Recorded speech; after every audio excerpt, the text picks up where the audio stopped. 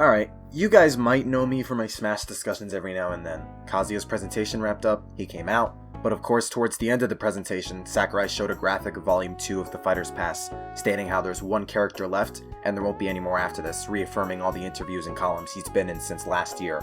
No surprise, but then that paves the road to a specific question for the distant future of Smash Bros., and that's where can it go from there? Since Smash Ultimate's road is reaching its end, I can't help but wonder what the future of Smash Bros. Is going to be after it. Now let me get this subsequent question out of the way, as some do wonder given Ultimate's scope and ambition. Is this the last Smash game? I can bet 99% no. Would it be the last Smash game directed by Sakurai? I'm not as sure about, but I think most of us can agree Smash as a franchise is not going to stop here anytime soon. Super Smash Bros., it's in the same echelon of tentpole Nintendo franchises that push consoles and always gets a new installment per system and just sells incredibly well. Mario Kart, 3D Mario, Zelda, Pokemon, it's that same series akin to the ones I just mentioned that Nintendo's always going to be on the lookout for when it comes to pushing new systems because it's that big. It's that popular and powerful. There's always going to be another Smash Bros. Game. As for whether or not Sakurai will be developing the next one or not, depends on whether or not he'd be willing to return to it next time. We can all logically assume the next Smash game won't come for another 5 to 10 years or so, given again, Ultimate's entire appeal in marketing, and the fact Nintendo stated themselves we're only halfway through the Switch's life, and they plan to push the Switch beyond the usual time frame most consoles live for, stating the Switch could live for 10 or more years.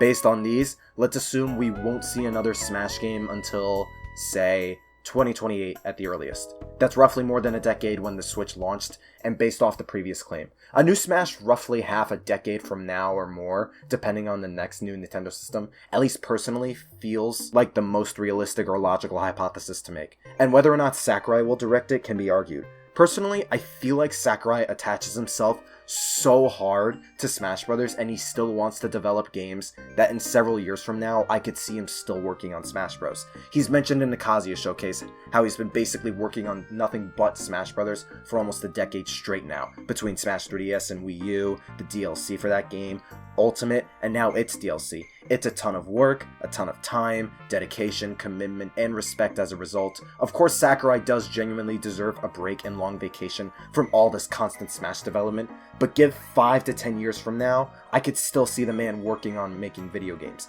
He's a man who adores his craft, an overachiever. He sees Smash as his life's work, someone who constantly fine-tunes every fine little detail and is so meticulous and precise with every little bit of his work and goes above and beyond to make his next creation better than the last, as we see with Smash, Kid Icarus Uprising, and such.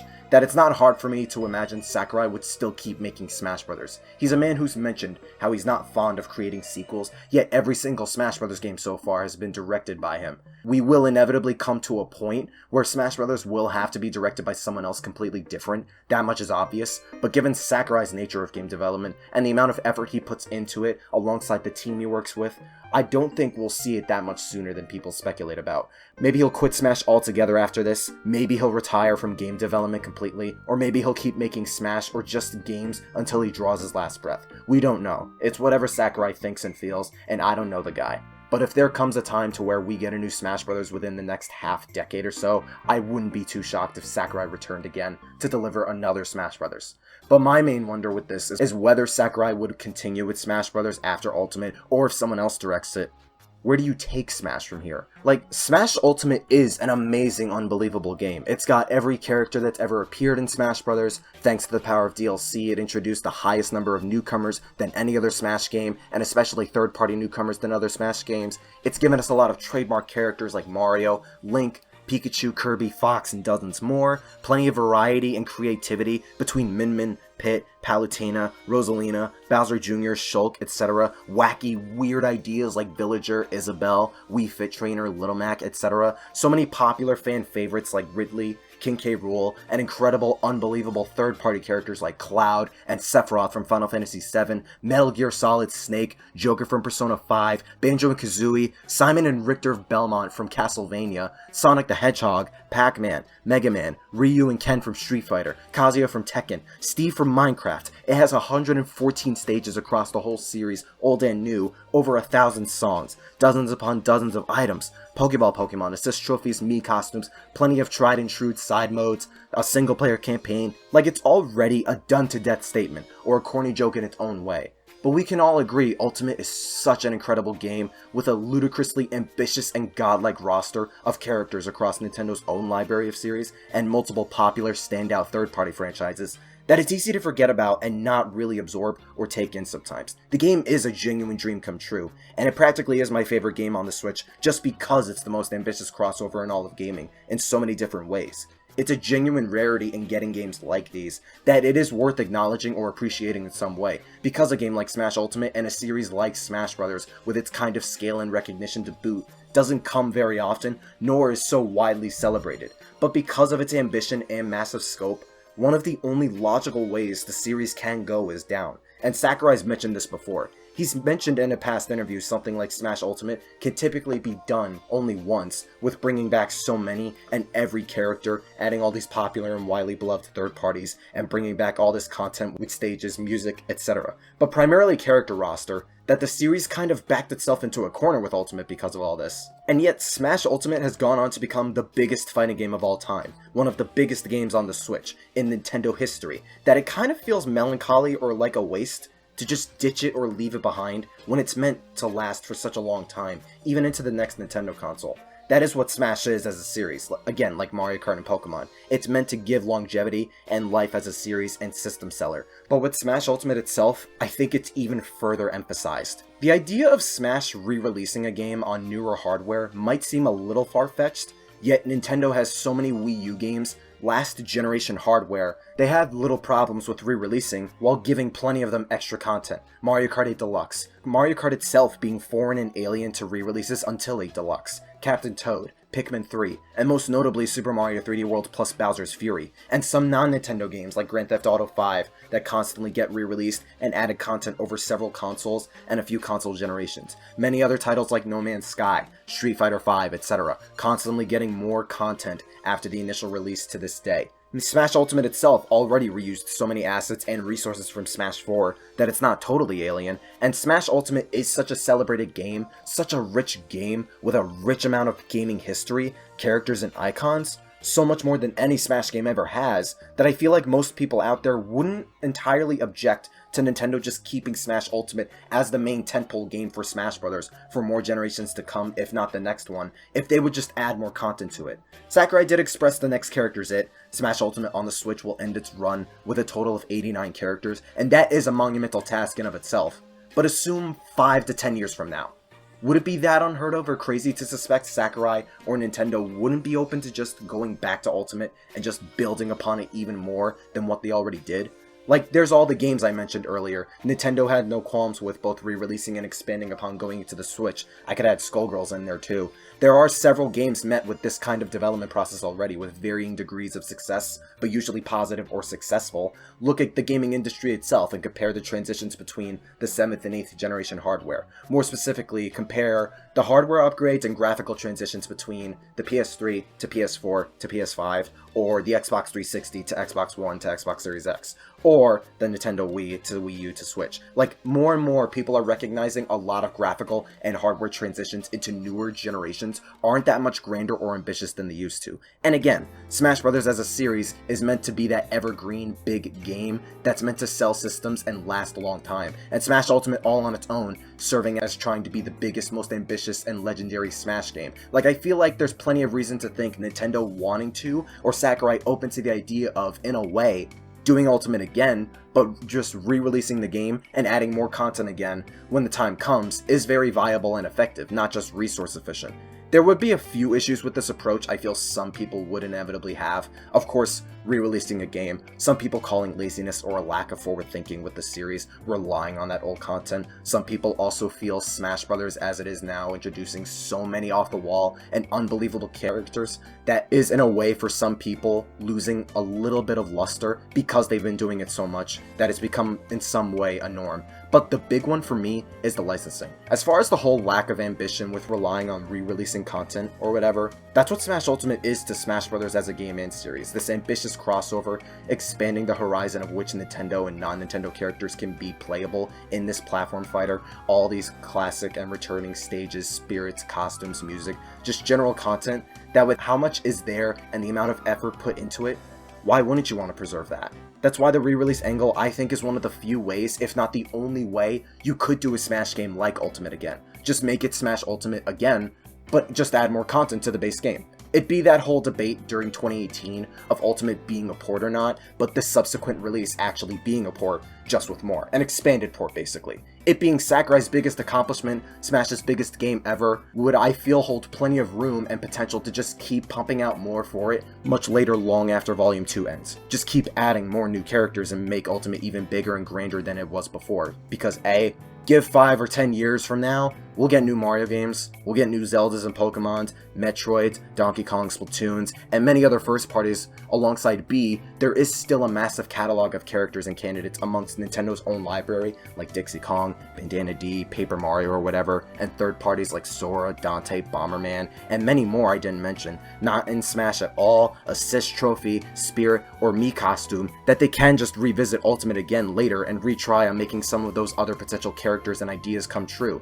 given now wasn't the time for them. My point with A and B is that there is still so much potential to just add so many big and popular and unique characters to Smash, regardless of how many times people ask, how many could they possibly add, or aren't they running dry on ideas for characters? There's always going to be more. And C, cutting down on Ultimate's content is objectively going to sting for most people in some way a decent amount. Some Smash games have cut down content before. Characters and stages, we've had cut content in the past. But with Ultimate and the massive game that it is, it's definitely going to sting even more than it did before. And lastly, my main thing I feel would be the biggest potential large problem, D, the licensing. Not even just with the third-party characters like the Final Fantasy ones, Steve from Minecraft, Banjo and the others, but all the spirits, music, Mii costumes, and third parties that ranged from other third parties not playable, indie games, etc. I feel like the only actual problem Sakurai, Nintendo, and with an Ultimate re-release would just be renewing all the licensing and copyright with all those characters and series,